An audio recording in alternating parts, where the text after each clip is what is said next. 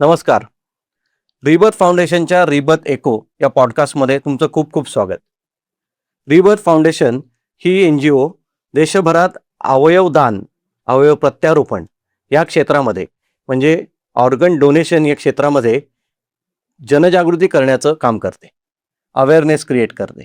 विविध कार्यक्रम, विविध इव्हेंट्स या माध्यमातून ही संस्था काम करते आणि त्याचाच एक भाग म्हणून रिबर्थ एको हा पॉडकास्ट आम्ही घेऊन आलो. आजच्या आपल्या पाहुण्या आहेत multi organ transplant surgeon doctor Vrushali Patil. त्या ZTCC या संस्थेच्या जॉईंट सेक्रेटरी आहेत. तर अवयव ट्रान्सप्लांट कसा केला जातो याबद्दल आज आपण त्यांच्याशी बोलणार आहोत. चला तर त्यांच्याशी संवाद साधूया. नमस्कार मॅडम. नमस्कार. पहिल्यांदा आम्ही बरेच जण बातम्या वाचतो किंवा त्याबद्दल माहिती आम्हाला असते. तर सगळ्यात पहिल्यांदा असा प्रश्न येतो की ब्रेन डेड माणसाच्या शरीरातून जेव्हा अवयव काढला जातो तर तो किती वेळ आपण ठेवू शकतो किंवा काय, तो किती वेळात दुसऱ्या शरीरात बसवायला लागतो? मला वाटतं की एक तर अवयव काढला जात नाही, एक शस्त्रक्रियाच आहे ती मोठी आणि बऱ्याच लोकांमध्ये तो एक समज आहे की सगळ्यात सोपं प्रोसिजर आहे. तसं न होता एक ऑपरेशन आहे. पण ते इतकं सोपं नाही की ट्रान्सप्लांटसाठी पेशंट आला आणि अवयव काढून कोणीतरी आलं. उदाहरणार्थ आता तुम्हाला एक स्टोरी सांगते की जेव्हा मी अमेरिकेत होते तेव्हापासून किंवा आता सुद्धा घटनांपैकी एक पेशंट माझ्या खूप सिरियस होती. 37 वर्षाची नर्स होती, तिला 2 मुलं होते. ICU मध्ये 15 दिवसापासून ती झगडत होती आणि ती इतकी सिरियस झाली होती की असं वाटलं होतं की पुढच्या 24 तासात वगैरे ती जगू शकणार नाही इतकी. तसं दररोजचा हा झगडा मध्ये तिचं 1-2दा हृदय थांबलं पण होतं. तिला CPR करून नाईटला बऱ्याच वेळा मी असायची. तेव्हा तिचं सगळं आजार पण जवळून बघितलं होतं. ॲज अ ट्रान्सप्लांट सर्जन असल्यामुळे ऑर्गन प्रोक्युरमेंट किंवा एखादं ऑर्गन अवेलेबिलिटी किंवा एखाद्या फॅमिलीने कन्सेंट दिली तिथून ही सुरुवात होते. म्हणजे एखाद्या दुसऱ्या हॉस्पिटलमध्ये जेव्हा एखादी व्यक्ती ICU मध्ये असते आणि व्हेंटिलेटरवर असते आणि त्यांना मेंदूमृत घोषित केलं जातं, त्याला बरीच कारणं आहेत आणि त्याबद्दल तुमची चर्चा पुढे होईलच. पण जेव्हा मेंदू आपला बंद होतो तेव्हा आपल्या हळूहळू आपले बाकीचे अवयवही बंद होतात. मेंदू बंद झाला म्हणजे माणूस मृत्यू पावतो आणि ते जेव्हा घोषित केलं जातं ही प्रक्रिया खूप किचकट आहे. त्यात 4 डॉक्टर, न्यूरोलॉजिस्ट, न्यूरोसर्जन या सगळ्यांनी डिक्लेअर केल्यानंतर एक 12 तासानंतर आणि जर त्यांच्या फॅमिलीमधले जवळचे आत्मीय लोकांनी जर सांगितलं की हो आम्ही अवयवदान करण्यास तयार आहोत, तर ते जेव्हा तयार होतात आणि ते सगळे रिपोर्ट्स त्यांची तपासणी होऊन सगळे डिक्लेअर होतात तेव्हा ZTCC नावाच्या संस्थेला आणि त्या संस्थेपासून राज्यामध्ये भारतामध्ये सगळीकडे मेसेज जातो आणि तेव्हा त्या रक्तगटासाठी असलेले लिस्टमध्ये असलेले पेशंट लिव्हरसाठी असो, किडनीसाठी असो, पॅनक्रियासाठी असो, हार्ट लंगसाठी असो तिकडे अलर्ट्स दिले जातात. आणि तेव्हा मग तिथून सुरुवात होते त्या कॉलशी. जसं मी तुम्हाला वाटतं मला जसा कॉल आला आणि त्या कॉलवर तेव्हा ही पेशंट नंबर 1 होती, सुपर अर्जंट लिस्टवर होती लिव्हर ट्रान्सप्लांटसाठी. सुपर अर्जंट म्हणजे एक यादी असते ज्यांना लिव्हर ट्रान्सप्लांटची गरज आहे. सुपर अर्जंट म्हणजे अशी व्यक्ती की जी 24 तासात मृत्यू पावू शकेल लिव्हर नाही मिळाले तर. त्याचे सर्टन कॅटेगरी पॉइंट्स असतात. त्या विशिष्ट क्रायटेरियामध्ये बसले पेशंट ते सुपर अर्जंट म्हणून होते. त्यासाठी एक्सपर्ट्स असतात राज्यामध्ये. म्हणजे तेव्हा राज्यामध्ये कुठेही कोणाला तेव्हा लिव्हर त्या ग्रुपचं अवेलेबल झालं की त्या व्यक्तीला मिळायची शक्यता दाट. असं जाऊन जेव्हा आम्ही धडकतो तिकडे त्या हॉस्पिटलमध्ये तेव्हा वेगळ्या हॉस्पिटल्समधून वेगळे ऑपरेशन सर्जन्स आलेले असतात आणि मग तिथून ऑपरेशन होतं. त्या ऑपरेशनद्वारे जसं आपण रेग्युलर ऑपरेशन्स मोठी ऑपरेशन तसं त्या ऑपरेशनने ऑर्गन्स व्यवस्थित सुखरूपपणे ते त्या ऑपरेशन ऑर्गन काढले जातात आणि स्पेशल प्रिझर्वेटिव्ह सोल्युशन्स मध्ये ठेवले जातात.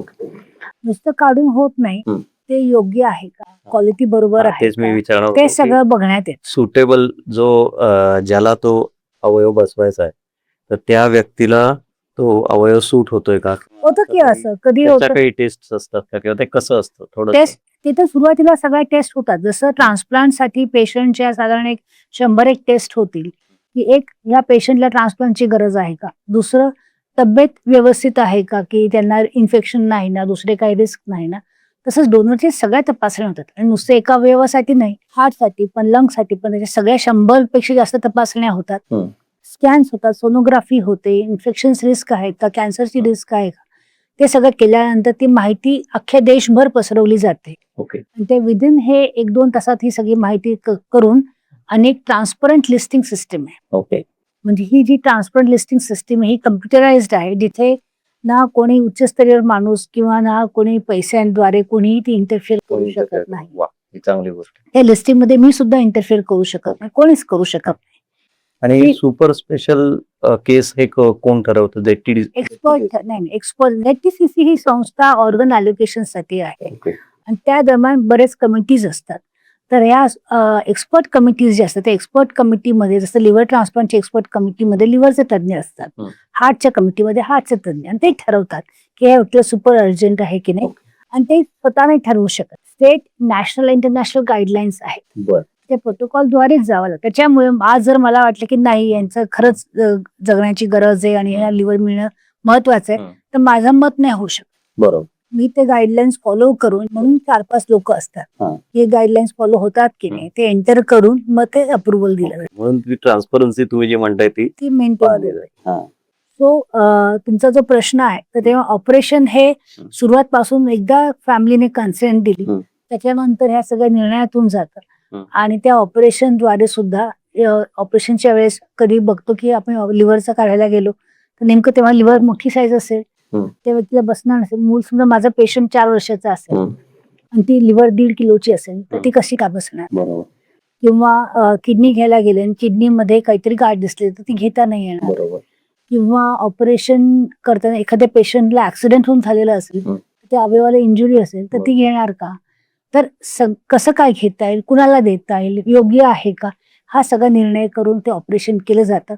आणि विचार करा की एक ऑपरेशन आपण बघतो तेव्हा एक सर्जन, 2 असिस्टंट आणि 1 नर्स असते. हे समजा 5 अवयव पोटामध्ये, 2 अवयव छातीमध्ये आणि असे 8-10 सर्जिकल टीम्स ऑपरेशन करत आहेत एका वेळी. हं.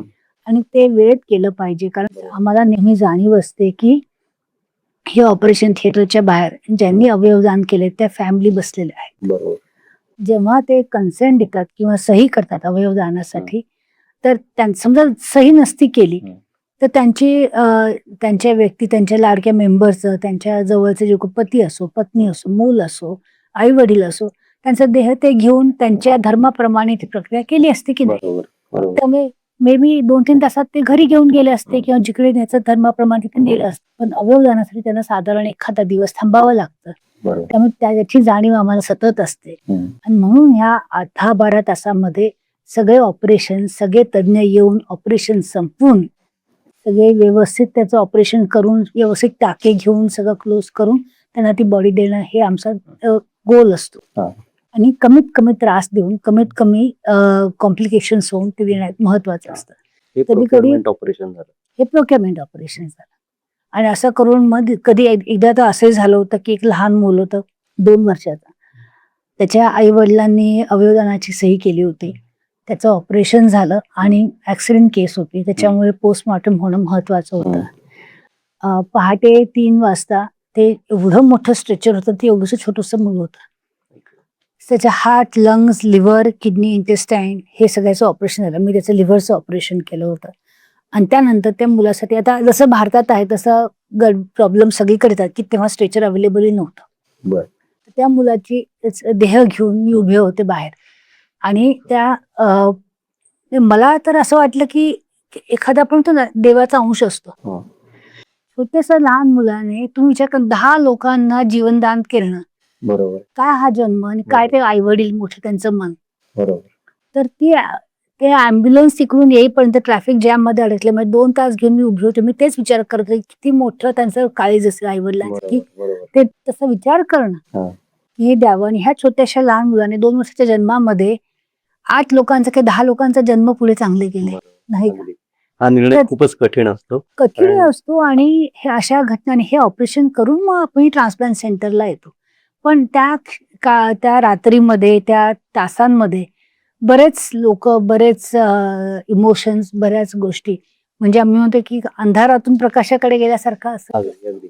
म्हणजे तसं बघायला गेलं तर एका बाजूला ब्रेन डेड पेशंट असतो तुमच्या इथे आणि ऍट द सेम टाइम त्या व्यक्तीचे अवयव वापरून किंवा त्या अवयव आपण दुसऱ्याला देऊन जीवन देत असतो. साधारणपणे जे नातेवाईक आहेत किंवा पेशंट आहेत ते तुमच्याकडे पाहताना देवदूत या भूमिकेतून बघतात की या डॉक्टरांनी मला वाचवलं. ही त्यांची भूमिका असते. ॲज अ डॉक्टर आपण आपलं कर्तव्य करत असतो. पण ह्या सगळ्यामध्ये तुम्हाला असं एखादा प्रसंग आठवतो का की ज्यामध्ये तुमच्या ज्ञानाचा आणि तुमचं जे अनुभव आहे हे दोन्हीची कसोटी लागली? मग 2 गोष्टी सांगेन. म्हणजे साधारण लोकांच्या काय जेव्हा एखाद्याचे नातेवाईक असते तेव्हा माझ्या मनात तशी कृतज्ञता खूप असते आणि डॉक्टरांच्या बद्दल. पण डॉक्टर हा आम्ही सुद्धा ॲज अ डॉक्टर म्हणून इतके वर्षांची प्रॅक्टिस ॲज अ सर्जन म्हणून सुद्धा मी सांगेन की आम्ही स्वतःला देवदूत किंवा देवासारखं मानत खरंच नाही. बरोबर. मी तर बिलकुल नाही. पण मी नक्की म्हणेन की अवयवदाते हे नक्कीच देवदूत किंवा जर आपण देव मानत असू तर देवाचा अंश. देव मी तर म्हणेन की आयुष्यात आपण देव मंदिरातही असतो, आपली श्रद्धा असेल, धर्माप्रमाणे असतो. पण देवाचे रूप किंवा देवाचं आपण म्हणतो ना की साक्षात्कार किंवा दिसणं हे जे असतं हे काय मोठ्या पिक्चर सारखं थोडी असतं. बरोबर. दररोजच्या कामामध्ये जेव्हा कोणतरी अचानक रात्रीतून मदत करतो, ऑपरेशन मध्ये काही नसताना जेव्हा जेव्हा कोणी असिस्टंट नसताना एखादा सर्जन म्हणतो, अरे तुम्ही आहात का, मी सहज आलो होतो, मदत करू का? जेव्हा एखादा आपला पेशंट मरणाच्या याच्यावर आहे, माहिती 10 दिवस कोमामध्ये आहे आणि त्याचं ट्रान्सप्लांट होऊ शकत नाही, अचानक कॉल येतो की लिव्हर अवेलेबल आहे, तेव्हा असे हे लोक जे आहेत हेच देवाचे रूप असतात की माणसाच्या आपण त्यालाच म्हणतो देवासारखा आला. करेक्ट.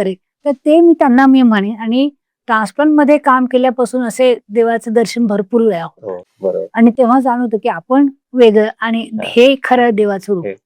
आणि मी जो प्रश्न दुसरा भाग जो आहे प्रसंग, तर ट्रान्सप्लांट आणि अवयवदान म्हणजे अवयवदानाचं ऑपरेशन मी माझ्या ट्रेनिंगमध्ये ट्रान्सप्लांट सर्जरीचं ट्रेनिंग करता करता आम्हाला अवयवदानाचे ऑपरेशन अवयवदानाच्या संबंधित नातेवाईकांशी त्यांची मनातले विचार आणि मनातली त्यांची परिस्थिती कशी असते त्याबद्दल का त्यांना काही ऑर्गन डोनेशन करतात आणि काही नाही म्हणतात आणि त्याच्यातले होणारे काही कठीण प्रसंगांबद्दल त्याची एक ट्रेनिंग असते आम्हाला.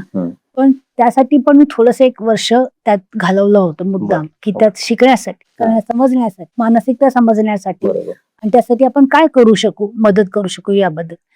तर ट्रान्सप्लांट हे असा एक प्रसंग मी सांगते की स्वादुपिंड जेव्हा ट्रान्सप्लांट मी सुरुवात केली तेव्हा पॅनक्रियास, तर तेव्हा भारतात खूप पूर्वी एकदा झालं होतं, तर नंतर मध्ये बरेच टीव्हीवर काहीतरी प्रॉब्लेम झाले होते आणि मग ती मोठी चर्चा झाली होती. त्याच्यानंतर स्वादुपिंड ट्रान्सप्लांट बद्दल चर्चाच गायब झाली. पण जेव्हा मी हे पॅनक्रियास करायला फर्स्ट आमचे जो पेशंट होता त्याचा मी अनुभव सांगते. त्या दिवशी मला लिव्हर ट्रान्सप्लांटही करायचं होतं आणि पॅनक्रियास आणि किडनी ट्रान्सप्लांट पण करायचं होतं, म्हणजे 3 ट्रान्सप्लांट. तर लिव्हर ट्रान्सप्लांटला मला साधारण 8 ते 10 तास लागले आणि त्यानंतर तोपर्यंत पॅनक्रियास ट्रान्सप्लांटचा पेशंट वाट बघत होता ऑपरेशन थिएटरमध्ये. आम्ही एक प्रिपरेटरी रूम असते सुरुवातीची, तिकडे पेशंट त्याचे आई वडील होते. हा साधारण एक 25 वर्षाचा मुलगा होता आणि त्याचे आई वडील ते 3 जण थांबले होते.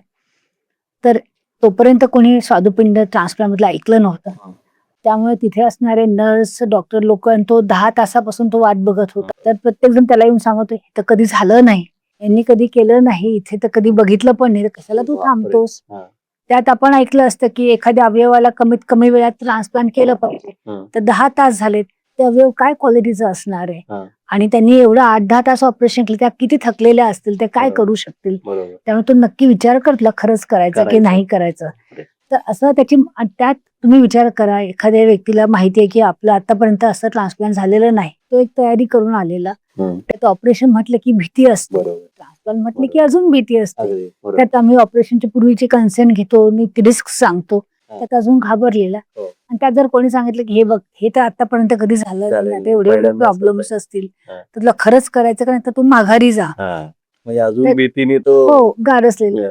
आणि मग मी जेव्हा आले ऑपरेशन थिएटर मधून बाहेर, तर तेव्हा त्याचे आई वडील जास्त घाबरले, तर तो खंबीर होता. तो म्हटला, मुझे तो करना है मॅडम. आई वडील म्हटले, आम्हाला हे सगळे डॉक्टरांनी असं सांगितलंय, तुम्हाला काय वाटतं. तर मी त्यांना म्हटलं की तुमची जर मानसिकता तयार नसेल तर आपण कॅन्सल करू शकतो. मी स्वतः त्या पॅनक्रियास स्वादुपिंडाचं ऑपरेशन पेशंट मधून काढण्याचं काम मी केलं. त्याच्यामुळे मला माहिती होतं की ते चांगलं क्वालिटीचं होतं. माझ्यामध्ये कॉन्फिडन्स होता की मी ते ऑपरेशन व्यवस्थित करू शकेन. पेशंटची परिस्थिती बघून, ऑर्गन बघून, त्या सगळ्या करून हेही जाणीव होती की आपण थकलेलो आहोत, पण मला माहिती होतं की आपण उभं राहू शकतो. तर त्यांना मी म्हटलं की मी करू शकते, पण तुमची जर तयारी नसेल तर आपण थांबवू शकतो. असं काही नाही, दुसऱ्या पेशंटला पण देऊ शकतो, असं काही नाही, जबरदस्ती नका समजू. मग त्यांना मी अजून 1 तास विचार करायला दिला. मग ते म्हणाले 1 तास विचार करायला दिला, अजून 1 तास जाईल. म्हटलं हो बरोबर आहे, पण तुम्हाला रिग्रेट्स नको, पुन्हा नंतर करू. तर अशा ती परिस्थिती चॅलेंजिंग का वाटली की ज्ञान जरी होतं तरी जेव्हा आपल्या आजूबाजूचे डॉक्टर्सना सुद्धा आपल्यावर विश्वास नाही, नातेवाईक जर घाबरलेले आहेत आणि अशा वेळी जर आपण ऑपरेशन करतो, ते महाराष्ट्रातलं पहिलं म्हणजे सगळे लोक आपल्याकडे बघून आहेत, तर ते ऑपरेशन करणं, तर ते ऑपरेशन झालं. सुदैवाने सगळं चांगलं झालं. किती तासाचं होतं? तुम्ही आधी 8-9 तास ऑपरेट करून आला होता. ते साधारण एक 10 तासाचं ऑपरेशन होतं. म्हणजे त्याचे लिव्हर, पॅनक्रियास प्लस किडनी, हे दोन्ही अवयवांचं ट्रान्सप्लांटची गरज होती. ते स्वादुपिंड आणि किडनी ट्रान्सप्लांट हे दोन्ही त्याचं केलं.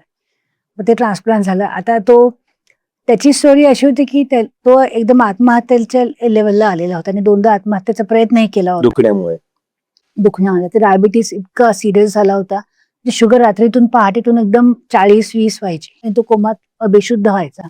तर त्याची आई 25 वर्षाच्या मुलाच्या शेजारी झोपायची आणि 2 वाजता 3 वाजता उठवायची, जागा आहे की गेला आहे की शुद्धीवर आहे हे बघायला. हे रात्रीतून दिवसातून 3-4 वेळा व्हायचं. त्याला बाहेरचं दिसायचं नाही, कारण त्या डायबिटीसमुळे दृष्टी त्याची हे झाली होती.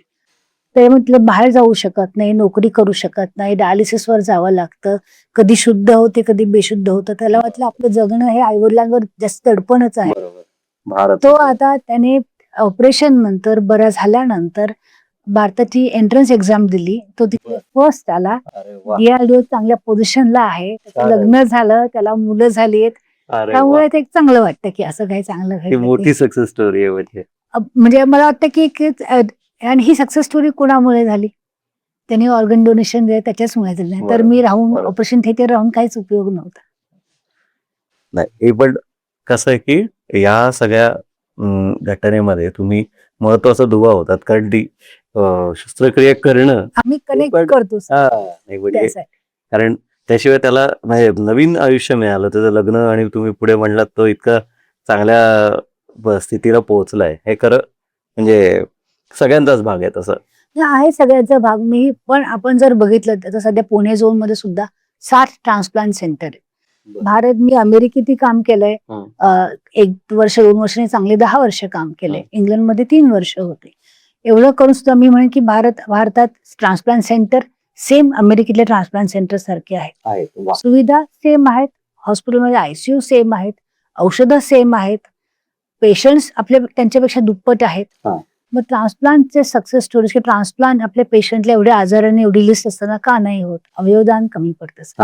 हे बरोबर. मग त्याच्यामुळे जर अवयवदान जर नाही झालं तर ट्रान्सप्लांट सर्जन, ट्रान्सप्लांट थिएटर आणि ICU राहून काही उपयोग नाही. बरोबर.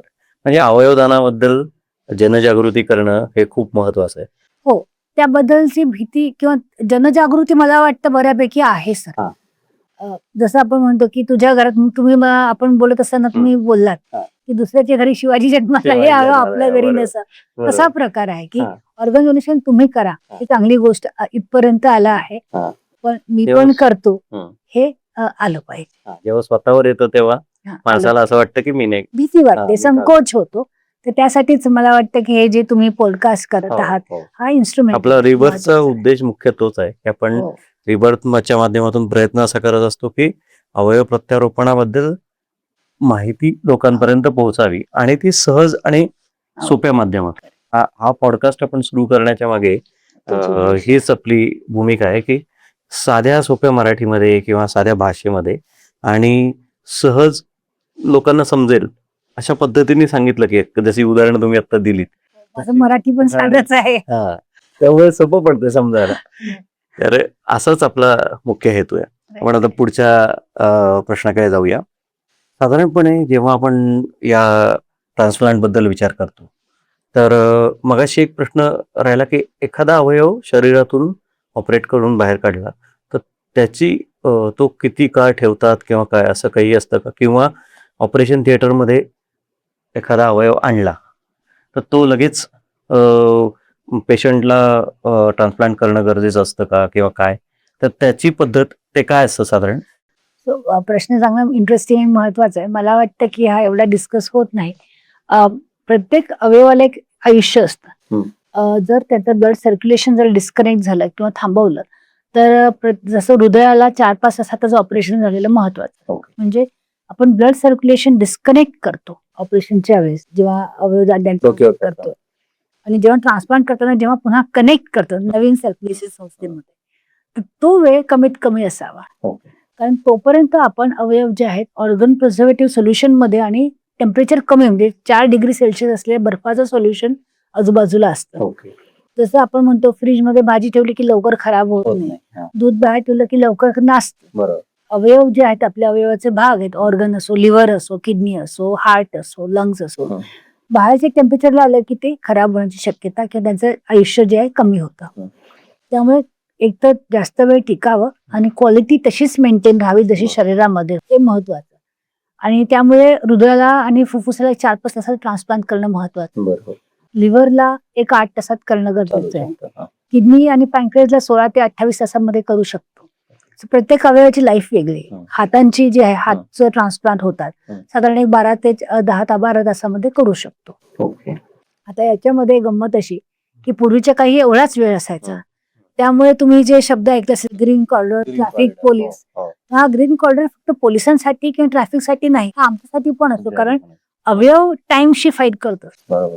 एकदा मी नाशिकला प्रोक्युअरमेंटसाठी जायचं होतं त्या ऑपरेशनसाठी, आणि त्या हॉस्पिटलमध्ये ऑर्गन डोनेशन होणार होतं. माझा ऑपरेशनचा टाइम साधारण असं ठरवलं होतं की आपण तेव्हा ह्याच महिन्यांमध्ये म्हणजे आषाढी एकादशीच्या जवळच, आणि नाशिकहून निघायचं आणि ठरलं की ऑपरेशन तुमचं 1 वाजता म्हणजे 12:30-1 ला सुरू होईल, पहाटे मॅक्झिमम 5-6 पर्यंत संपेल, आणि तुम्ही आय थिंक 9 वाजता सुरू होणार होतं. म्हणजे आम्ही पहाटे 3 ला नाशिकहून निघणार होतो की 7 पर्यंत पुण्यात पोहोचून जाऊ.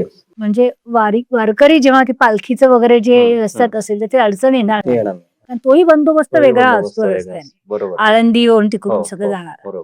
पण नाशिक फाट्याला तुम्हाला अडचण आली. करेक्ट, ती टाइमलाईन तसं नसतं. ऑपरेशन, पेशंट, आणि तिथे गेल्यावर आम्हाला कळलं की काही चाचण्या महत्वाच्या अजून करायचं जरुरी आहे. तर चाचण्या केल्या आणि असं सगळ्या सोयी सगळं व्यवस्थित बघता ऑपरेशन सुरू झालंच पहाटे 3 वाजता आणि ते संपलं 8 वाजता. तोपर्यंत रस्त्यावर वारकरी आणि पालखी सगळं सुरू झालं. एक लक्षात ठेवा, रात्रभर तोपर्यंत म्हणजे रात्री 8 वाजेपासून पोलीस त्या घाटांमध्ये, रस्त्यांमध्ये, रुरल पोलीस, अर्बन पोलीस सगळे थांबलेले. तर आमची ही वाट सगळी मोकळी असतात. कॉर्नेटर्स थांबले. जेव्हा ते ऑपरेशन करून मी जेव्हा बाहेर पडले, ते हॉस्पिटलचं गेट ते एंट्रन्स ते गेट साधारण 200 मीटरचं अंतर असेल. तर जेव्हा तो लिव्हर ते बॉक्स आईस बॉक्स मधून नेला तेव्हा ती फॅमिली आमच्याबरोबर धावत आली शेवटचं बाय म्हणायला. आणि तिथून जे मी पोलीस रात्रभर उपाशी तसेच उभे होते, आम्ही निघालो. तर नाशिकच्या फाट्यापासून जेव्हा आम्ही पुढे गेलो म्हणजे नाशिक ओलांडलं, तिथून जे वारकरी दिसत होते लाईनीने सगळे उभे होते दोन्ही बाजूने. तोपर्यंत वाट मोकळी ग्रीन कॉरिडॉर म्हणजे वारकऱ्यांनी ग्रीन कॉरिडॉर केला करून दिला. आणि जिथे जिथे गाडी असेल सगळे गाडीतून लोक बाहेर उभं राहून सगळे टाळ्या वाजवत, कोणी भजन गात, सगळे कंटिन्युअस तिथे पोहोचेपर्यंत. पुणे नाशिक तेव्हा 6 तास लागायचे, आम्ही 2.5 तासात पोहोचलो. तेही एक गंमत असते.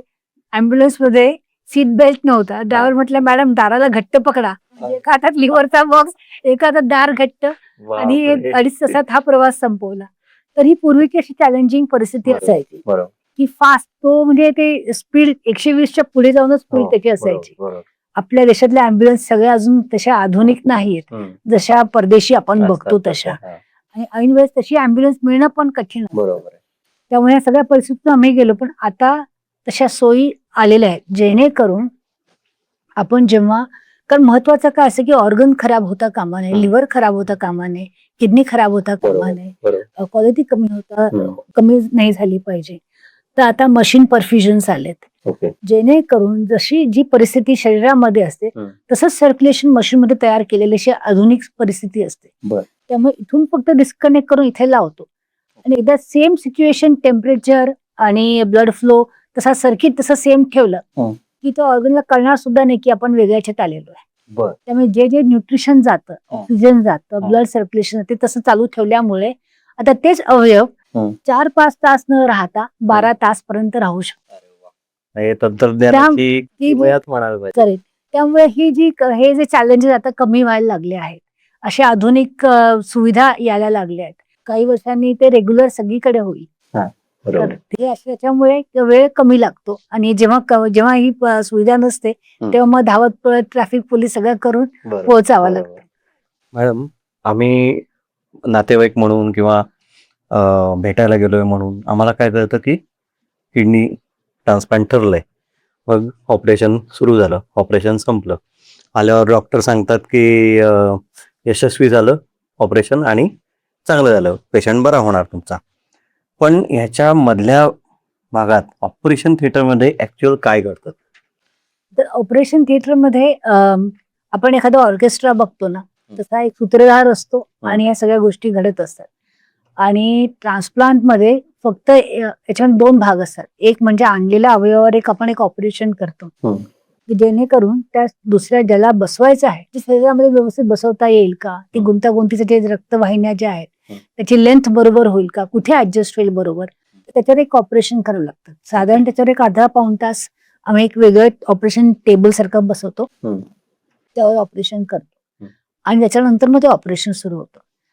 जेव्हा ट्रान्सप्लांटचा कॉल येतो किंवा आम्ही आणि हे सगळं पॅरलल चालू असतं की जेव्हा आम्ही अवयव घेऊन येत असतो, वेळ वाचवण्यासाठी पेशंटला आम्ही आधीच बोलवले असतं. कॉल आल्याबरोबर पेशंट हॉस्पिटलमध्ये हजर असतो.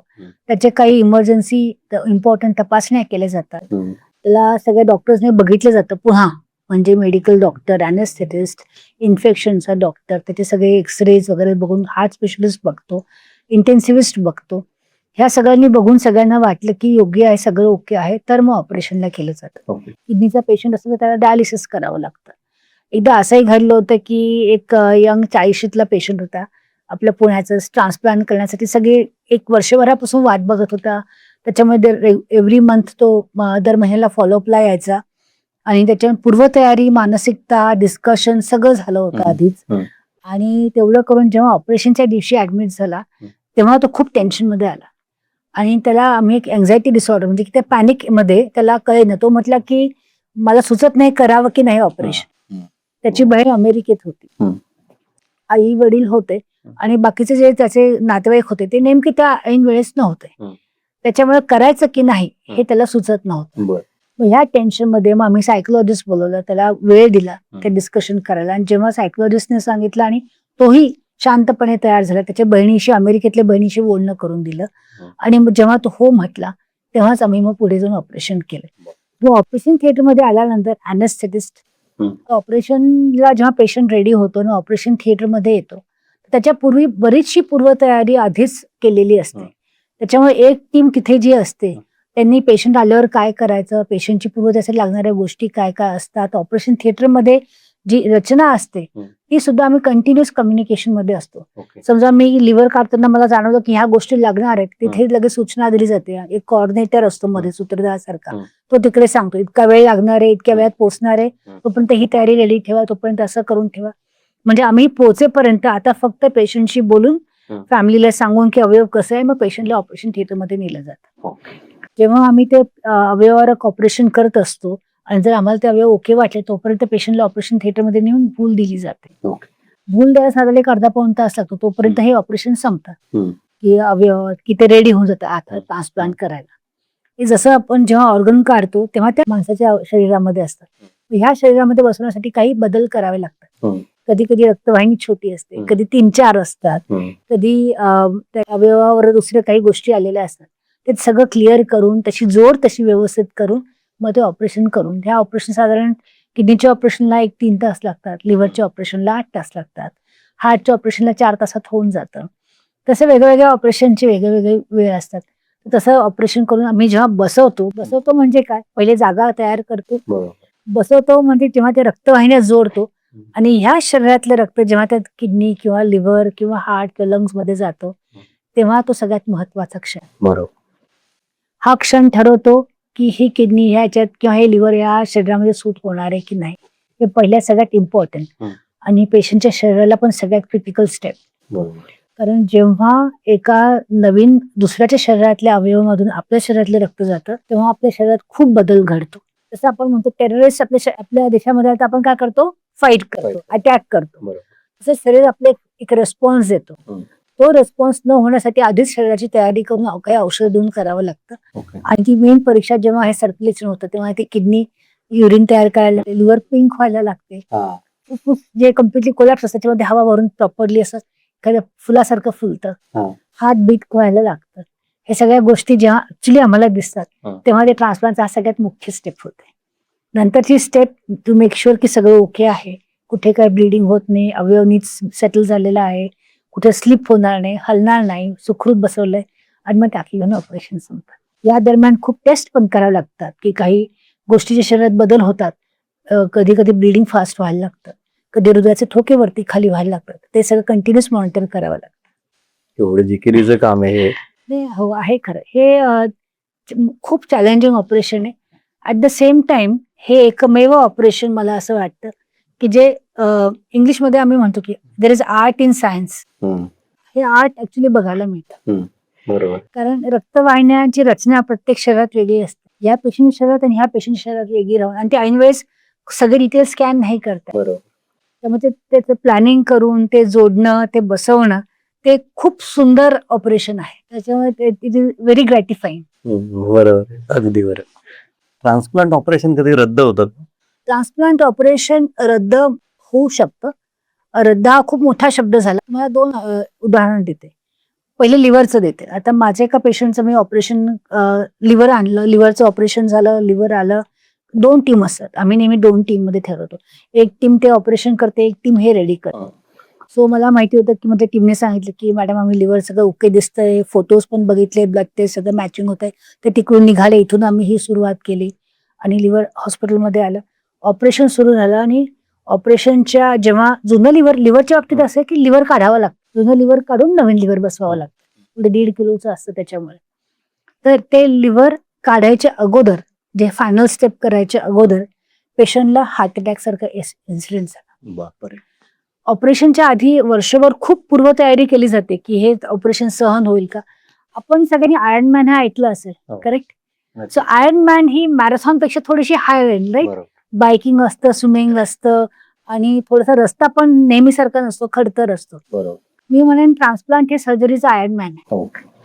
आणि त्यात आता असं विचार करा की पेशंट आजारी म्हणजे अतिशय आजारी, शेवटचा आजारपणाचा शेवटचा टप्पा की सगळे सोल्युशन ट्राय करून झाले, त्याच्यामुळे शरीर जीर्ण झाले. त्यामुळे ऑपरेशनच्या पूर्वी आम्ही खूप पूर्वतयारी करून घेतो, मानसिक आणि शारीरिक, की ऑपरेशन झेपलं पाहिजे. तेवढं करून सुद्धा कधी कधी हृदयाचे धोके वरती खाली होऊ शकतात किंवा काहींना हार्ट अटॅक येऊ शकतो. त्या पेशंटला हार्ट अटॅक आला आणि तो सेटल झाला. पण मला अॅनेस्थेटिस्टशी माझं बोलल्यानंतर मला असं जाणवलं की ह्या पेशंटला पुढे हा धोका राहू शकेल, म्हणून आम्ही तिथे ऑपरेशन रद्द केलं आणि त्याच्यामुळे त्याचं ऑपरेशन कॅन्सल झालं, तो रद्द झालं आणि त्यांना स्टेबलाइज करून आयसीयू मध्ये शिफ्ट केलं. पण ते अवयव वेस्ट जाता कामा नये, त्यामुळे नेहमी प्लॅन बी, सेकंड पेशंट रेडी असतो. त्या पेशंटला मग ऑपरेशन तोपर्यंत उपाशी असतो, तयारी केलेली असते, त्याला घेतलं आणि तेव्हा ट्रान्सप्लांट केलं. किडनीच्या बाबतीत एक असतं की किडनीच्या बाबतीत एक स्पेशल मॅचिंग लागते.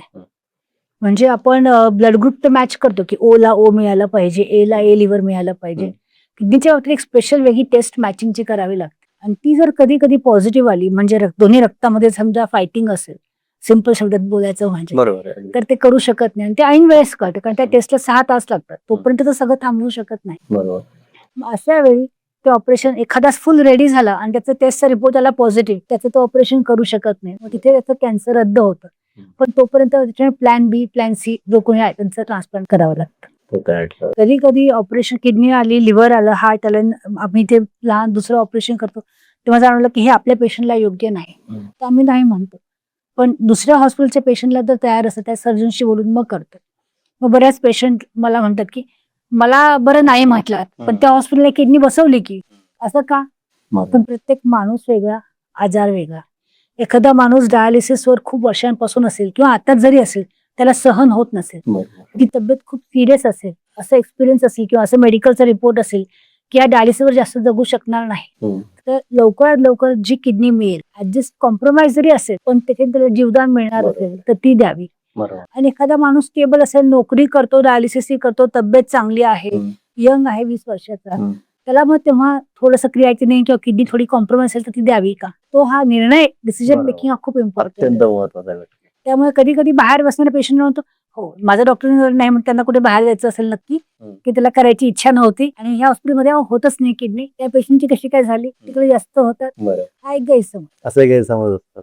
नाही पण आपण जे बोलतोय त्यातून हे लक्षात येतं की प्रत्येक वेळेस डॉक्टर हा सर्वस्वी त्या पेशंटचा विचार करतो आणि इतका विचार करतो जणू काही त्याचाच नातेवाईक आहे, किंवा त्याला हे ह्याच्या पलीकडे विचार तो करत नाही की त्याचं हित एवढंच त्याच्या डोक्यात असतं. कारण सर आम्ही असा विचार करतो की हा पेशंट सर्वस्व सगळा विश्वास आमच्यावर ठेवून की मी ट्रान्सप्लांटला तुमच्याकडे येतोय, म्हणजे याचा अर्थ तुम्ही खरोखर तेवढ्या विश्वासाला पात्र होऊन की तुम्ही तसा निर्णय घेणार. त्याचा तो संपूर्ण विश्वास की ह्या ज्या करतील ऑपरेशन ते माझ्यासाठी चांगल्यासाठीच करतील. बरोबर. त्याला याबद्दल तर ज्ञान नाही ना. बरोबर. मग जेव्हा दुसरं अवयव शरीरामध्ये बसवतो तो हे अननॅचरल आणि कॉम्प्लिकेटेड सर्जरी. बायपास करणं म्हणजे आपण करेक्ट करतो, फ्रॅक्चर ठीक करतो, नी रिप्लेसमेंट करतो, ते आर्टिफिशियल इम्प्लांट ठेवतो. बरोबर. कॅन्सरची गाठ आहे ती काढणं हे पण एक ऑपरेशन झालं. पण दुसऱ्याचा अवयव आपल्या शरीरात घालणं हे अननॅचरल ऑपरेशन आहे.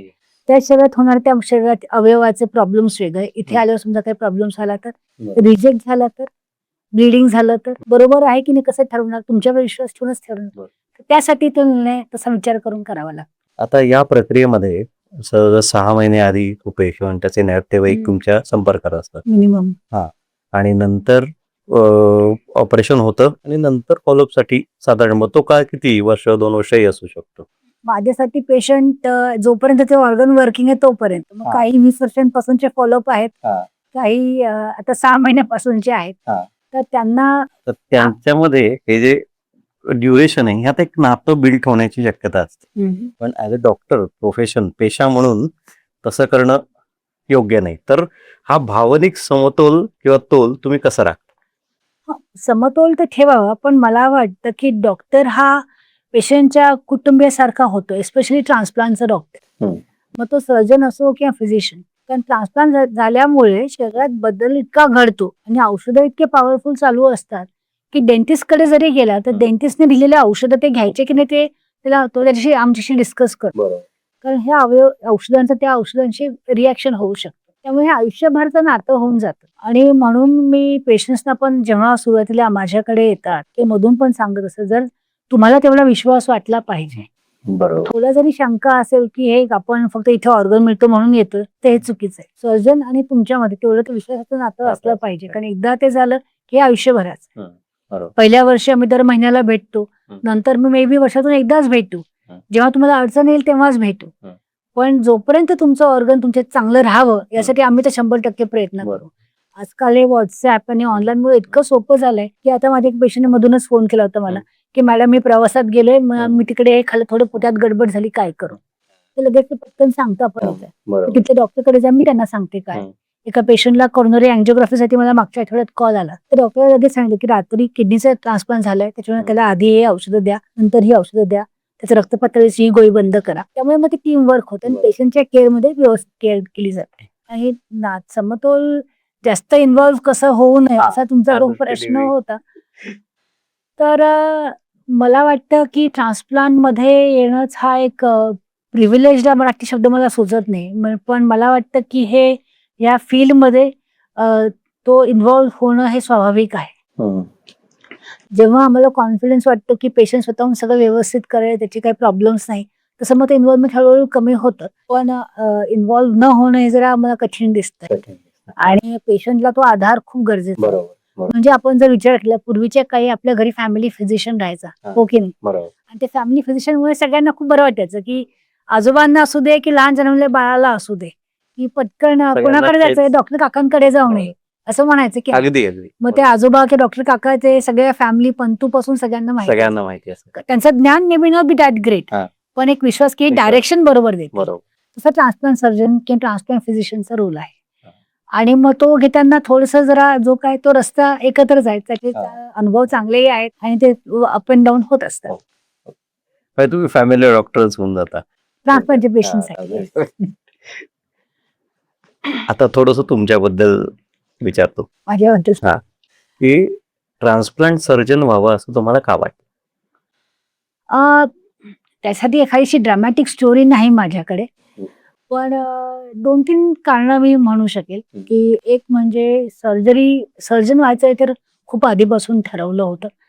पण सर्जरी करत असताना आजाराच्या ॲडव्हान्स्ड इलनेसेस किंवा की याचं लिव्हर खूप खराब झालंय, किडनी खूप किंवा इंटेस्टाईन खूप खराब झाली, हार्ट फेल्युअर झालंय.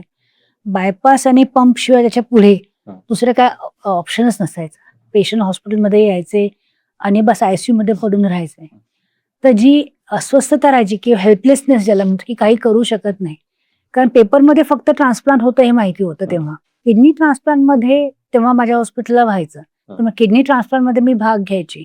त्यातून चांगलं वाटायचं, पण असं वाटायचं की लिव्हर आणि इंटेस्टाईन किंवा पॅनक्रियाजमध्ये किंवा हार्ट लंगमध्ये आपल्याकडे का नाही होत? मी शिकत असताना इंटरनेट ऍक्सेस असा नव्हता. इंटरनेट होतं, परदेशात जास्त होतं. आमच्याकडे किंवा कम्प्युटरही नव्हतं ना, वायफाय आणि पासवर्ड ईमेलही नव्हतं. तर जे पुस्तकी ज्ञान पेपरमध्ये वाचणं तेवढंच होतं. पण तेव्हा सुद्धा वाटायचं की आपल्याकडे का नाही? ते कुतूहल होतं. आणि जेव्हा परदेशात त्याबद्दल शिकायला गेले, तेव्हा त्याच्याबद्दल खूप आनंदही वाटला आणि त्याच्यात काम करताना जाणवलं की किती म्हणजे ऑपरेशन एक सुंदर त्याच्यातलं अजून एक ग्रॅटिफाईंग फील आली आणि मग ते आवडत गेलं. तर ते एक तसं होतं. ते एक I think main one of the reasons I would say. मॅडमचं एक वैशिष्ट्य असं आहे की प्रौढ माणूस आणि लहान मुलं अशा दोन्ही पद्धतीच्या पेशंटमध्ये अवयव प्रत्यारोपण म्हणजे ऑर्गन ट्रान्सप्लांट मॅडम करतात. ही कामगिरी करणं किती अवघड आहे हे आपल्याला आत्तापर्यंत लक्षात आलं असेलच, पण ही कामगिरी त्या सहजपणे करतात आणि असं करणाऱ्या भारतातल्या एकमेव महिला सर्जन त्या आहेत. तर आपण त्यांना विचारूया की या ज्या 2 सर्जरी आहेत प्रौढांमध्ये आणि लहान मुलांमध्ये अवयव प्रत्यारोपण करणं, तर ह्यामध्ये फरक काय असतो? तर लहान मुलांचं ऑपरेशन असतं ते तेवढंच कठीण आणि तेवढंच चॅलेंजिंग असतं.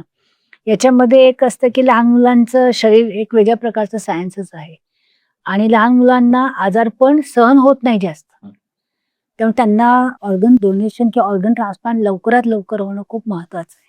मग ती किडनी असो, लिव्हर असो, हार्ट असो, लंग असो. ते जास्त दिवस हा आजार सहन नाही करू शकत.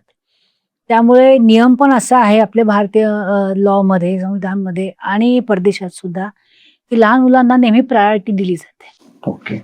लहान मुलांची जर अर्जन्सी जरी नसेल आणि एखादं लहान मूल असेल, तर त्याला फर्स्ट चान्स दिला जातो. आणि ते लिव्हर लहान मुलाचं डोनेशन नसेल, तर ते आपण हाफ लिव्हर करून थोडा भाग देता येतो.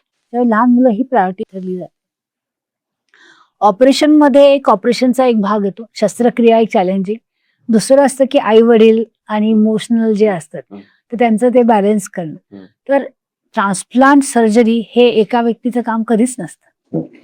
यासाठी एक हजारोने सगळे नर्स पासून, कोऑर्डिनेटर पासून, सायकोलॉजिस्ट पासून, पीडियाट्रिशियन पासून, अॅनेस्थेटिस्ट, इंटेन्सिव्हिस्ट, इन्फेक्शस डिसीज असे सगळे डॉक्टर्स आणि त्यांचे असिस्टंट्स हे सगळे मिळून काम करत असतात. त्यामुळे तो एक वेगळाच लहान मूल म्हटलं की एक वेगळाच टीम असल्यामुळे त्या टीममुळे ते त्याच्यात ट्रेंड असतात. त्यामुळे हे ऑपरेशन तसं व्यवस्थित करता येतं.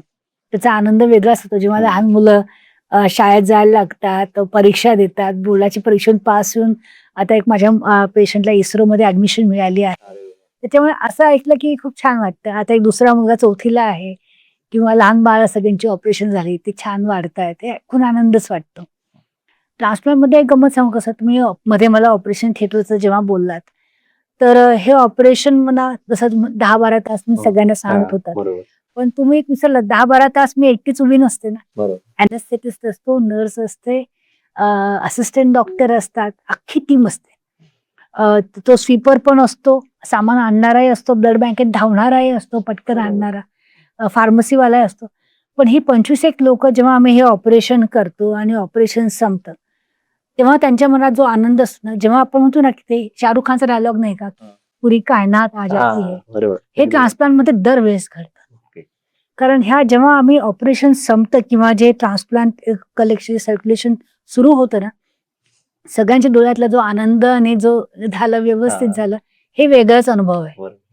आणि त्याच्याचमुळे मला वाटतं की यशासाठी ना एका जेव्हा सगळ्यांचे प्रयत्न येतात ना, तर तेव्हा यश होण्याचे चान्सेस जास्त हो. असतात. तर ते खूप छान अनुभव असतो तो.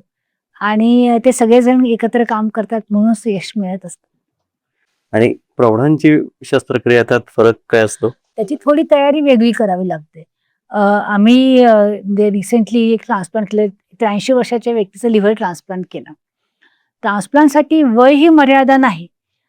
फिटनेस किती ते महत्वाचं आहे. ते 83 वर्षाचे असून सुद्धा 50 वर्षाच्या व्यक्तीसारखे फिट होते. बरं.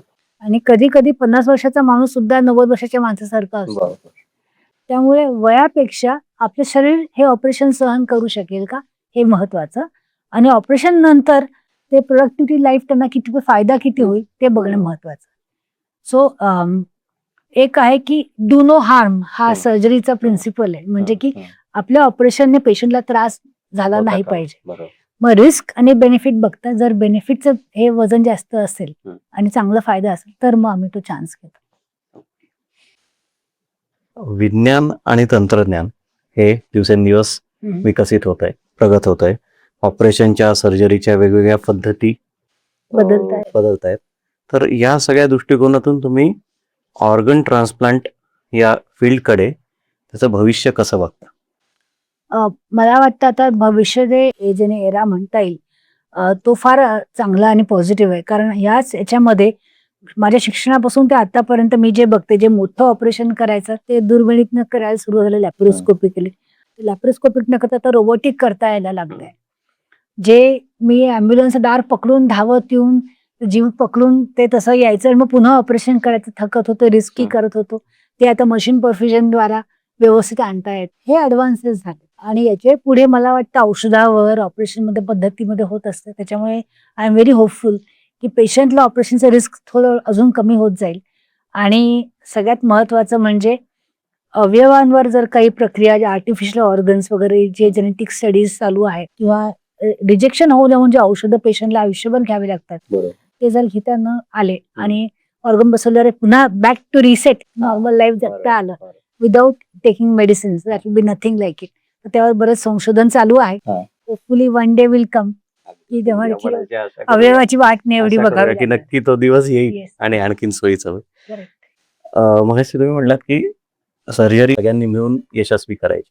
तर तसं मेडिकल फील्डमध्ये जसं ही सर्जरी होते त्याच्या बाजूनी ही जी मेडिकल बॅकग्राऊंड झाली सर्जरी करणं, त्याच्या बरोबरच पेशंटशी बोलणं किंवा इतर जे ज्याला आपण मेडिकल सोशल वर्कर म्हणतो किंवा NGOज आहेत, या सगळ्या जण काम करत असतात. त्यांचाही एक त्या मध्ये वाटा असतो. तर तसंच काम रिबर्थ करते, जनजागृती करते, म्हणजे लोकांना याबद्दल माहिती देते. तर अशा संस्थांची भूमिका त्याबद्दल तुम्हाला काय वाटतं आणि रिबर्थ बद्दल? अशा संस्थेबद्दल आणि रिबर्थ बद्दल कौतुक वाटतंच. कारण मला असं वाटतं की ज्यांचा ना पेशंटशी संबंध आहे ना ऑपरेशनशी संबंध आहे, किती जरी म्हटलं तरी सर्जन किंवा डॉक्टर हा इंटरेस्टेड पार्टीमध्ये गणना गेली जाते. कारण मी हे ऑपरेशन केल्याबद्दल मला फीज मिळते आणि हे माझं काम आहे, त्याचं एक क्लायंटेल सारखं येतं. रिबर्थ सारख्या संस्थाचा याच्यात काय रोल येतो? काही नाही. रिबर्थचं युनिकनेस जे मला जाणवलं, मला संस्थेबद्दल एखाद्या वेळेस जास्त ज्ञान नसेल, पण मला तिथले काम करणाऱ्या सगळ्या टीम बद्दल बऱ्यापैकी जे माझे इंटरॅक्शन झाले पदोपदी, मला सगळ्यात पहिले आठवतं की जेव्हा त्यांनी संस्था स्थापन केली असेल तेव्हा ते भेटायला आले मला आणि माझ्याबरोबरचे माझे कलिग्सना. तेव्हा मी दीननाथ मंगेशकरमध्ये होते, तेव्हा ते आले होते की आम्ही आमचं काम चांगलं कसं करता येईल, आम्हाला आमची जी इन्फॉर्मेशन ती बरोबर आहे की ती चेक तुमच्याकडून करून घेता येईल का, आम्हाला थोडं तुमच्या फील्डबद्दल थोडं ज्ञान द्या. त्यांनाही तेव्हा ऑनलाईन चेक करता आलं असतं, एखाद्या संस्थेवर पटकन चेक करता आलं असतं, पण त्यांनी पर्सनली वेळ घेऊन व्यवस्थित डिस्कस करून पुन्हा फॉलोअप फीडबॅक असा खूप केला आणि मग त्याच्यावर त्यांनी सुरुवात बांधली. सेकंड की इथे काम करणारे प्रत्येक व्यक्ती हे वेगळ्या प्रोफेशन मध्ये बिझी आहेत. काही बिझनेसमॅन, इंजिनियर्स, आर्टिस्ट, प्रत्येकाचं वेगळं लाईफ आहे. ते सोडून जेव्हा एखादी व्यक्ती ऑर्गन डोनेशन मध्ये काम करते ते थोडं युनिक आहे. हम्म. फॉर एक्झाम्पल, आपण जेव्हा लहान मुलांना शिकवायला जातो तेव्हा ते रिझल्ट लगेच दिसतो. किंवा एखादी एनजीओ मदत म्हणून दुसरे कामं करते, तो रिझल्ट त्यांना लगेच दिसतो. एखाद्या कामात जर फीडबॅक मिळाला ना तर तो आपण त्यात कंटिन्युटी करतो, weather it's by money or whether it's by this. NGO without for not for money करतात किंवा फंडिंग केलं ऑपरेशनसाठी, तुझं ऑपरेशन झालं डन. ऑर्गन डोनेशन मध्ये काम करणाऱ्यांना कळतच नाही ना, त्यांना कुठे मिळणार. बरोबर. कारण ते हजारो लोकांना टच करतात, तेव्हा ते एखादा माणूस ऑर्गन डोनेशन होतं जेव्हा होईल तेव्हा. ते 999 तर होतच नाही. बरोबर. तेव्हा त्यांना ते जे त्यांचं मोटिवेशन सेल्फ वर्कच आहे, सेल्फ पॅशनच आहे. सो आय एम व्हेरी म्हणजे I have always been very impressed with each of the individuals who do it. त्यात त्यांचे इतके क्रिएटिव्ह आयडियाज येते, कधी कधी मला वाटतं बापरे, आपल्या फील्ड बद्दल हे एवढं त्यांचे क्रिएटिव्ह आयडियाज येते, आपल्याला सुचलं कधी नाही. त्यांनी ग्रीन कॉरिडॉर फिल्म फेस्टिवल जे केले, त्यांनी आय थिंक रंग फेस्टिवल्स एक होतं, मला नाव एक्झॅक्टली आठवत नाही, पण इतकं सुंदर रंग आहे का असं काहीतरी होतं, तर ते इतकं छान केलं होतं की त्याच्याने सगळी म्हणजे सोसायटी फुल उत्साहाने भाग घेतला आणि ऑर्गन डोनेशन बद्दल विचार करायला लागले. कधी कधी लेक्चर्स मीडियाने फरक नाही पडत, पण टीव्ही किंवा फिल्म्स किंवा त्यांचा एक युनिक आहे की ते लोकांना सहभाग करून घेतात. ह्या जनजागृती, असं जनजागृती डिक्लेअर नाही करत किंवा हे बघा इन्फॉर्मेशन असं करा नाही करत, ते लोकांना इन्व्हॉल्व्ह करून करतात ना, हे सगळ्यात मोठी ताकद आहे. So I think great job की जे रिबर्थ काम करत आहेत. त्यांचे राजेश शेट्टी सर, सिद्धार्थ सर यांचे मी बऱ्याच जवळून भेटली आहे, त्यांच्यातल्या मेंबर्सने ऑर्गन डोनेशन ही केलेलं आहे. असे फॅमिलीज आहेत, त्याच्यामुळे कौतुक करावं तितकं कमीच आहे त्यांचं. Thank you very much madam. तुम्ही रिबर्थ बद्दल जाणून आहात आणि असं तुमच्यासारख्या सर्जन कडून आम्हाला शाबासकी मिळाल्यावर अजून काम करण्याची प्रेरणा मिळते की अजून जनजागृती आपल्याला करता येईल, अजून लोकांपर्यंत पोहोचता येईल, आणि त्याचाच भाग हा आपला पॉडकास्ट आहे. करेक्ट. येस. आता आपण शेवटाकडे येतोय. आता आपण जे काही बोललो, जे काही संवाद साधला, त्यामध्ये काहीतरी एखादं माझ्याकडनं विचारायचं राहिलं असेल किंवा सांगायचं राहिलं असेल, तुम्हाला एखादं काही सांगायचं आहे विशेष, किंवा आमच्या प्रेक्षकांसाठी एखादा संदेश म्हणा, किंवा तुम्हाला एखादं आठवणीने एखादी काहीतरी सांगायचं असेल तर सांगू शकता. संदेश सांगण्यापेक्षा मी असं सांगेन की मी काय शिकले ट्रान्सप्लांट आणि ऑर्गन डोनेशनच्या माझ्या अनुभवातून, मला काय संदेश मिळाला हे मी सांगेन. ऑर्गन डोनेशनचं ऑपरेशन आणि ट्रान्सप्लांटचे ऑपरेशन इंग्लंडमध्येही केले, अमेरिकेतही केले, पुण्यात केले, नाशिकला केले, दिल्लीतही केले. सो सगळ्या जगात करून सुद्धा स्त्री असो वा पुरुष, वेगळ्या कंट्रीचा असो, वेगळ्या स्किनच्या त्वचेचा रंगाचा असो, वय लहान असो मोठे असो, आतमध्ये अवयव हे अवयव असतात. त्यामुळे ते सडन रियालिटी जी स्ट्राईक झाली की माणूस हा माणूस राहतो. जे आपण दररोजच्या जीवनात, पेपरमध्ये, आपल्या वागण्यामध्ये राहतो, ही सगळं सुपरफिशियल गोष्टी मला माहित नाही आपण का महत्व देतो. त्यामुळे माणसाचा धर्म सगळ्यात मोठा धर्म हे मी जाणते. जेव्हा स्त्रीचं लिव्हर मिळालं म्हणून का आपण जगणं काय कमी जास्त होतं? किती वेळा मी बघितलंय परदेशी पेशंटचं, व्यक्तीचे ऍक्सिडेंट होऊन त्यांचे ऑर्गन्स मी पुण्यातल्या पेशंटला दिलेले आहेत, सोलापूरच्या पेशंटला दिलेले आहेत. लहान शिकणाऱ्या शाळेतल्या मुलाचं अवयव एका 50व्या वर्षाच्या माणसाला दिलेलं आहे. रिक्षा चालवणाऱ्या माणसाने इंजिनियरच्या बायकोला स्वादुपिंड दिलेलं आहे. मी एक अनुभव सांगेन की एकदा मी पुण्यातल्या एका मोठ्या हॉस्पिटलमध्ये ऑपरेशन करायला गेले आणि तेव्हा डोनरच्या ऑपरेशनसाठी ब्लड लागत होतं. आमचे एक प्रिन्सिपल असं की डोनरच्या फॅमिलीने एकदा सही केली की त्यांना त्रास बिलकुल देता कामा नये, त्यांना शांत जागे जिकडे त्यांना कम्फर्टेबल वाटेल तिकडे त्यांना जे काही लागत असेल सोय त्यासाठी करून त्यांना तिकडे ठेवलं जातं. मी ICU मध्ये गेले पेशंटचा काहीतरी रिपोर्ट चेक करायला, तेव्हा मला एक व्यक्ती धावताना दिसले ना की ये ब्लड देने का था, किसको दूं? तर ते ऑपरेशन थिएटर ICU जवळ, म्हटलं मी घेतलं. म्हटलं आप कोण हो? कारण हॉस्पिटलचा पोशाख नव्हता. तर म्हणे मी इनकी बीवी हूं. म्हटलं तुम्ही कशाला गेलात? नर्स किंवा कोणी गेलं असतं ते ब्लड बँकचे का? नहीं, मैंने देखा कोई नहीं था तो मैंने सोचा कि ऑपरेशन लेट क्यों हो जाए तो मैं ही लेके आती हूँ. मतलब पर आप क्यों, आपको किसी ने बोला? तर ती म्हटली की नाही, माझा नवरा रिक्षा चालवायचा, दिवस आणि रात्र लोकांना त्यांच्या जागेवर व्यवस्थित पोहोचवायचा, तर त्याच्या मरणानंतर सुद्धा त्याने हे जर लागत असेल तर मी का नको मदत करायला. तर हे जे आहे ना ही माणुसकी. सो माझे सर आहेत Shri VN Shrikhande, doctor VN Shrikhande, ऐकून असाल तुम्ही. त्यांनी ते नेहमी सांगायचे की माणसातच देव आणि माणूस की हाच एक धर्म असायला पाहिजे. तर ते सगळ्यात महत्वाचं मी शिकले. त्याच्यामुळे मोठं कोण, लहान कोण, श्रीमंत असो, गरीब असो, हा काहीच नसतो. तर माणसाने जगात हे जे आपण वाचतो, वॉर्स वाचतो, गव्हर्नमेंट लॉज, पॉलिसीज म्हणतो. आता मी सांगते, मी अमेरिकेत शिकत होते, मिशिगनमध्ये. मला इमर्जन्सी भारतात यावं लागलं होतं. अतिशय इमर्जन्सी होतं, क्रिटिकल, म्हणजे विमान थांबवलं होतं, इमर्जन्सी. मी ऑपरेशन थिएटरमधून धावले, तर माझ्याकडे ना तिथे उबर, ओला तेव्हा काही नाही, ना फोन होता, कारण थिएटरमधून धावले होते. तर तेव्हा एक व्यक्ती उभी होती माझ्यासाठी, की वृषाली, हे कपडे, ही बॅग माझ्या घरून मी आणलेली. हा पाकिस्तानी माणूस होता. तर देश परदेश काही फरक पडत नाही. तर माणसाचा धर्म जरी केला ना, तरी सुद्धा खूप फरक पडेल. आणि जीवदान सुद्धा माणूसच देतो.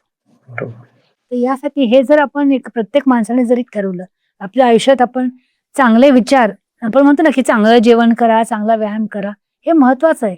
पण हा त्रिवेणी संगम तो चांगले विचारांचा, की समोरच्या माणसाबद्दल पण चांगले विचार करा.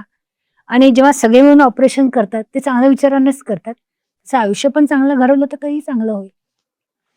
असं हे मी शिकले. तर मला वाटतं की हा एक संदेश जर तुम्हाला पटला तर घ्यावा. अगदी अगदी मॅडम, तुम्ही तुमच्या अनुभवातनं हे जे माणूस की हाच धर्म हे जे सांगितलं, हे खरंच सगळ्यांना घेण्यासारखं आहे. आणि तुम्ही आज इथे या पॉडकास्टमध्ये आलात, रिबर्थच्या इको पॉडकास्टमध्ये, त्याबद्दल तुम्हाला खूप खूप धन्यवाद. आपण पुन्हा भेटूया. धन्यवाद. थँक्यू. आणि रिबर्थचा पॉडकास्ट आहे म्हणून मी सांगू शकते, की जसा माणुसकीचा धर्म बोलले, तसंच की अवयवदानाबद्दल ही भीती न बाळगता, हे शरीर जसं आपण प्रवास जातो, आयुष्य एक प्रवासच आहे, नाही का? जन्म आणि मृत्यू आपल्या हातात नसतंच. पण या प्रवासानंतर हे शरीरातले हे जे वाहन आहे, हे दुसऱ्या माणसासाठी जर उपयोगी व्हावं, हा विचार नक्कीच करावा. आणि त्याबद्दल माहिती हवी असेल तर नक्कीच तुमच्या पॉडकास्टद्वारा, लिंकद्वारा माहिती देता मिळू येऊ शकेल. अगदी. आपण सगळ्यांनाच असं आवाहन करूया प्रेक्षकांना, की अवयवदानाबद्दल जाणून घ्या आणि ते करण्याचा विचार नक्की करा. धन्यवाद. धन्यवाद.